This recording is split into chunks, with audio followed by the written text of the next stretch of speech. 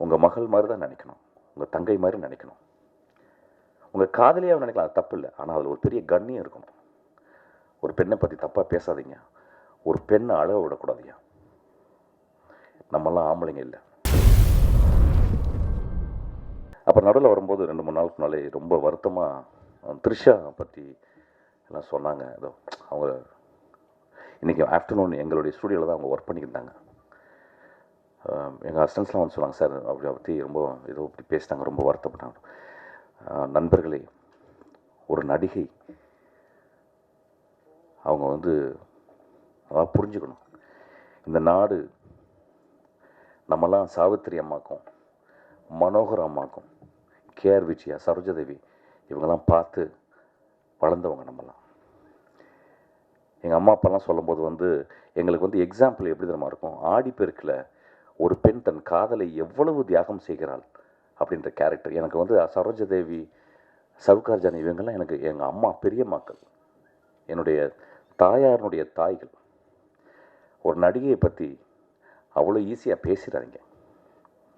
அவங்களாம் ப்ரொஃபஷ்னல்ஸ், தேர் good people. நான் 2 தடவை தான் நான் த்ரிஷாவை பார்த்துருப்பேன். அவ்வளோ எளிமையான பொண்ணு, அவ்வளோ மேன்மையாக பேசுவாங்க. நான் ரொம்ப மனசு வருத்தப்பட்டேன் ஆக்சுவலாக. ஒரு நடிகையை பற்றி பேசிடாதீங்க. ஒரு நடிகரை பற்றி தெரியும் எனக்கு, நியூஸ் வேணும், நியூஸு சென்சேஷனலாக நியூஸ் வேணும், நம்ம நியூஸ் போட்டு தான் ஆகணும். அதுக்காக நீங்கள் அதற்கும் மேல், நடிகைக்கு மேல் அவள் ஒரு தாய் ஐயா, அவர் ஒரு பெண் ஐயா. ஒரு பெண்ணை பற்றி தவறாக பேசாதீங்க. நான் யார் பேசினா, எப்படி பேசினாங்க, யார் போட்டாங்கன்றது கேள்வி கேட்கல. முதல்ல நம்ம பார்க்க வேண்டியது, ஒரு பெண்ணை பற்றி, நம்ம வீட்டில் இருக்க ஒரு பெண்ணை பற்றி பேச விடுவோமா? நம்ம வீட்டில் இருக்க ஒரு தங்கச்சியை பற்றி, நம்ம வீட்டில் ஒரு தாயை பற்றி, நம்ம வீட்டில் இருக்க ஒரு அக்காவை பற்றி, நம்ம வீட்டில் வேலை செய்கிற ஒரு பெண்ணை பற்றி நம்ம தப்பாக பேச அளவு பண்ணுவோமா? தயவுசெய்து பண்ணாதீங்கய்யா. நான் ரொம்ப கெஞ்சி கேட்டுக்கிறேன். எனக்கு தெரியும் ஒரு நடிகையாக இருக்கவங்க எவ்வளோ கஷ்டப்படுறாங்கன்னு தெரியும். இப்போ என் படத்தில் ஒரு நடிகை, ஒரு பெண் குழந்தை வந்து நடிக்கிறாள். அவ்வளோ கஷ்டப்படுறான். அவளுக்கு மொழி தெரியல. அவளுக்கு வந்து விஜய் சேதுபதி ஒரு பெரிய ஆக்டர் முன்னால் நின்று பேச பயம், அப்படியே பயப்படுது, கையெல்லாம் உதறது. அப்படியே நிறுத்தி விஜய் சேதுபதி சொல்லிக் கொடுத்து, நான் சொல்லிக் கொடுத்து மொழி சொல்லிக் கொடுத்து 24 மணி நேரம் அவன் வந்து அதில் ஒரு 20 மணி நேரம் ப்ராக்டிஸ் பண்ணிகிட்டே இருக்கான். எல்லாருமே ஒரு ப்ரொஃபஷனல்ஸ், வாழ்க்கையின் ஒரு மிக உன்னதமான ஒரு நிலையை அடையணுங்கிற கஷ்டப்பட்டு இருக்காங்க. அங்கங்கே ஏதோ ஒரு சின்ன சின்ன தப்பை கேட்டு, காதலை கேட்டு அதை ரொம்ப நாகரிகமாக கடந்து போகணும். அவங்கள பற்றி நான் கேட்டுக்கிறது தான். இது ஏன் சொல்கிறேன் அப்படின்னா, எனக்கு ரொம்ப வருத்தமாக இருந்துச்சு. உங்கள் மகள் மாதிரி தான் நினைக்கணும், உங்கள் தங்கை மாதிரி நினைக்கணும், உங்கள் காதலியாக நினைக்கலாம், அது தப்பு இல்லை. ஆனால் அதில் ஒரு பெரிய கண்ணியம் இருக்கணும். ஒரு பெண்ணை பற்றி தப்பாக பேசாதீங்க, ஒரு பெண்ணை அழக விடக்கூடாதுயா. நம்மெல்லாம் ஆம்பளைங்க இல்லை. ஒரு பெண்ணை அழ விடக்கூடாது. நான் ரொம்ப கெஞ்சி கேட்டுக்கிறேன். அந்த மாதிரி ஒரு விஷயங்கள் வந்தால் கூட ஐ திங்க் ரொம்ப நாகரிகமாக என்னுடைய நான் இந்த பத்திரிக்கைக்காரங்க நான் பார்த்துருக்கேன். என்னை எழுதாது கிடையாது, ஆனால் அவ்வளவு க்ளோஸான நண்பர்கள். நான் அவ்வளோ நண்பர்கள். இன்னும் நல்ல படம் எடுத்துட்டேன்னா என்னை எல்லா காலகட்டத்திலும் தூக்கி விட்டவங்க அந்த பத்திரிக்கைக்காரங்க. அவங்க நல்லா எழுதும் போது நல்லா இல்லைன்னு எழுதியிருக்காங்க. அதாவது இந்த பத்திரிக்கைக்காரங்க எல்லாரும் வந்து ஓனாய ஆட்டுக்குட்டியும் நந்தலாலாவும் நல்லா இல்லைன்னு சொல்லும் போது இந்த பத்திரிக்கைக்காரங்க தான் ரொம்ப உயரமாக எழுதினாங்க. If your movie is a great, I think they will send, that is their way, they will make the audiences reached actually. So நான் உங்களுடைய கருணையோடு நான் வந்து இன்றைக்கி நான் பேசுகிறேன்.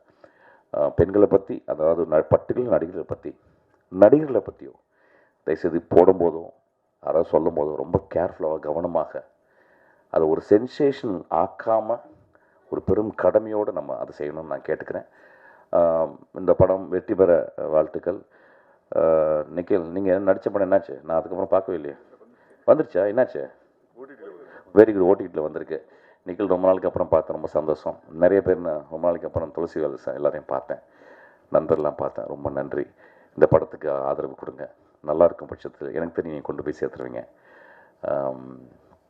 ரொம்ப சந்தோஷம் உங்களை பார்த்ததுக்கு. நான் ட்ரெயின் பண்ணிக்கிட்டு இருக்கேன். ரொம்ப நல்ல உழைச்சி பண்ணிக்கிட்டு இருக்கேன் ஆக்சுவலாக. ரொம்ப வருஷத்துக்கு அப்புறம் நான் 25 வருஷத்தில் ரொம்ப உழைக்கிற படம் இதுவாக தான் இருக்கும் actually. Vijay Sethupathi doing extraordinary character. நான் வந்து இந்த மாதிரி ஒரு நண்பன், இந்த மாதிரி நடிகர் கிடைச்சதுக்கு எனக்கு வந்து அவ்வளோ நான் சந்தோஷப்படுறேன் ஆக்சுவலாக. அப்புறம் எனக்கு கிடைச்ச ப்ரொடியூசர் என்னை ஒரு தந்தை மாதிரி பார்த்துக்கிறாரு, தானு சார். நான் அங்கேயே ஸ்டூடியோவிலே தங்கியிருக்கேன்.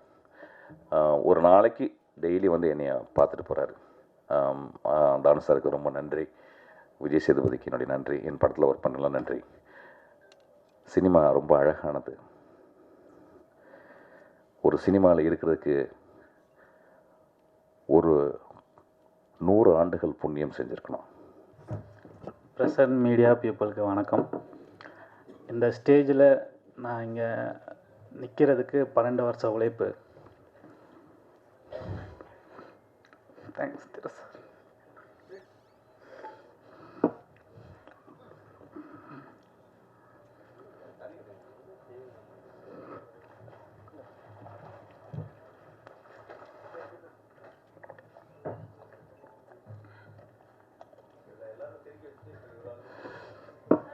இல்லை, அது அந்த சிரிப்புக்கு பின்னால் அவ்வளோ கஷ்டம் இருக்குது. சாரி, கொஞ்சம்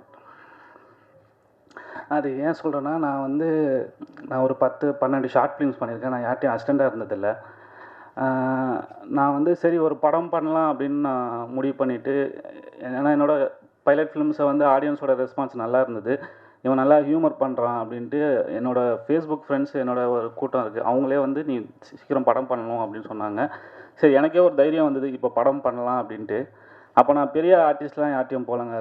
விஜயோ அஜித் அந்த மாதிரிலாம் எனக்கு தெரியும், அவங்க கிட்டே போக முடியாதுன்னு தெரியும். நான் போனதெல்லாம் ஒரு சின்ன சின்ன ஆர்டிஸ்ட்டு தான். ரொம்ப இப்போது மார்க்கெட் லெவலில் ஒரு 3 கோடி 4 கோடி உள்ள ஒரு சின்ன சின்ன ஆக்டருங்க கிட்ட தான் கதை சொல்லலாம் அப்படின்னு போனேன். அவங்க என்ன ஒரு நார்மலாக ஒரு மனுஷனுக்கு கொடுக்குற மரியாதை கூட கொடுக்கல. மேனேஜர்ஸ்லாம் அவங்க ஃபோன் எடுத்தாலே ரொம்ப ஒரு மாதிரி பேசுகிறாங்க. நான் கேட்டதெல்லாம் ஒரு 5 நிமிஷம் தான், என் கதையை கேளுங்க அப்படின்னு. யாருமே கொடுக்கல. தீரஜ் சார் தான்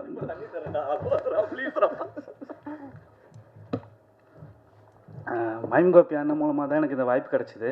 நான் ஒரு இண்டிபெண்ட்டாக படம் பண்ணலான்னு சொல்லிட்டு அவர்கிட்ட போய் கதை சொல்லும்போது, சாரோட ஷூட்டிங்கில் இருந்தார் அவர்.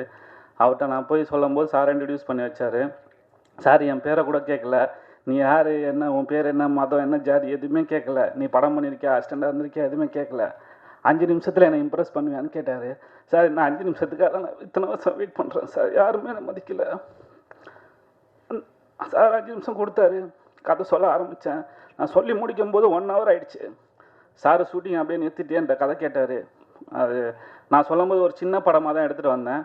அப்புறம் அந்த அனிமேஷன் ஐடியாஸ் நான் சொல்லும்போது, ஏன்னா அதுக்கப்புறம் எங்களுக்கு அந்த சப்போர்ட்டிங் ஆர்டிஸ்ட்டு, ஏன்னா உங்களுக்கு தெரியுங்களா, பட்ஜெட்டுன்னு வரும்போது சேல் வேல்யூலாம் இருக்கணும். அப்படின்றப்போ எங்களுக்கு பெரிய, ஏன்னா இந்த அனிமேஷன் ஐடியா நான் எப்போயும் யோசித்து வச்சுட்டேன். ஆனால் இப்போது நான் போய் யார்ட்டையும் சொன்னால், நீங்கள் அந்த வீடியோலேயே பார்த்துருப்பீங்க, நான் யார்ட்டையும் போய் சொன்னால் எடுப்பாங்க, இது புரியுமான்னு கூட எனக்கு தெரியாது. ஏன்னா தமிழ் சினிமா அப்படி தான் இருக்குது, அவங்களுக்கு இந்த ஐடியா புரியுமான்னு கூட தெரியல. ஆனால் சாருக்கு அது புரிஞ்சுது. இது செம்ம ஐடியா, இது நம்ம கண்டிப்பாக கொண்டு போகலான்னு இந்த படத்தோட பட்ஜெட்டை 8 மடங்கு ஏற்றிட்டார். அப்படி தான் இப்படி நிற்கிது, நான் இங்கே நிற்கிறேன். ரொம்ப தேங்க்ஸ் சார். நீங்கள் கொடுத்த அந்த 5 நிமிஷம் தான் என்னை இங்கே நிற்க வச்சுருக்கு.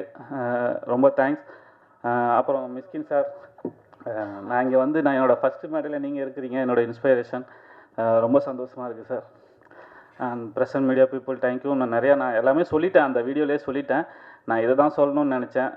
இன்னும் நான் அடுத்தடுத்த மேடைகளில் இன்னும் நிறையா விஷயங்கள் சொல்கிறேன். ரொம்ப தேங்க்ஸ் என் டீமுக்கு. ஏன்னா என் டீமை பற்றி நான் பேசணுன்னா, எங்கள் ஆஃபீஸில் இருக்கிற ஆயாலேருந்து நான் சிஜி டீம் போகும்போது அங்கே டீ குடிக்கிற பாட்டி வரைக்கும் நான் எல்லாருக்குமே தேங்க்ஸ் சொல்லணும். அவ்வளோ ஒர்க் பண்ணியிருக்காங்க எல்லாருமே. ரொம்ப தேங்க்ஸ் ப்ரெசன்ட் மீடியா. இந்த படத்தை நல்லா எழுதுங்க, நல்லபடியாக கொண்டு போங்க. என்ன மாதிரி சின்ன சின்ன டைரக்டருங்க, அப்கமிங் டைரக்டருங்களுக்கு உங்களோட சப்போர்ட் ரொம்ப தேவை. நீங்கள் எழுதுகிற நல்ல விஷயங்கள் இதை பாருங்கன்னு சொன்னீங்கன்னா அது மக்கள் பார்ப்பாங்க. நீங்கள் சொன்னால் தான் கேட்பாங்க, நாங்கள் எவ்வளோ சொன்னாலும் கேட்க மாட்டாங்க. ஸோ நல்லபடியாக எழுதுங்க, இந்த படம் நல்லபடியாக வரணும். தேங்க்ஸ். மேபி இந்த குழந்தை இப்போ அழுததை பார்த்துட்டு then I can talk to him. So very important. First next ஜெனரேஷனுக்கு they should develop some exercise. நிறைய மாஸ்டர் கிளாஸஸ் இருக்குது, நிறைய நெட்டில் மாஸ்டர் கிளாஸஸ் இருக்குது. You can join, you can come and talk to me. எப்போயாவது மணி சார்ட்ட போய் வெற்றிமாறலாம் போய் டேரெக்டாக போய் பேசலாம்.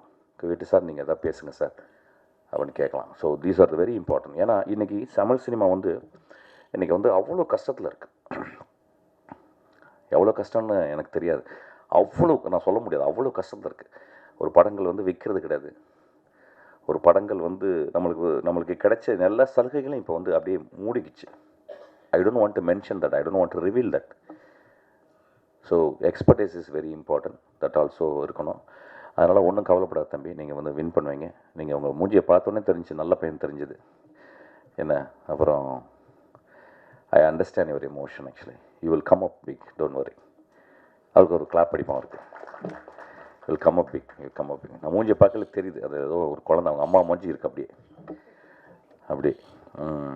எல்லாருக்கும் வணக்கம். இன்னைக்கு டபுள் டக்கர் படத்தோட ப்ரெஸ் மீட்டில் உங்கள் எல்லாரையும் சந்திக்கிறதுல எனக்கு ரொம்ப சந்தோஷமாக இருக்குது. முதலாவதாக Mysskin sir, thank you so much for coming. It's a great honour. நீங்கள் வந்து எங்களை சப்போர்ட் பண்ணுறது எங்களுக்கு ரொம்ப ரொம்ப ரொம்ப மகிழ்ச்சி.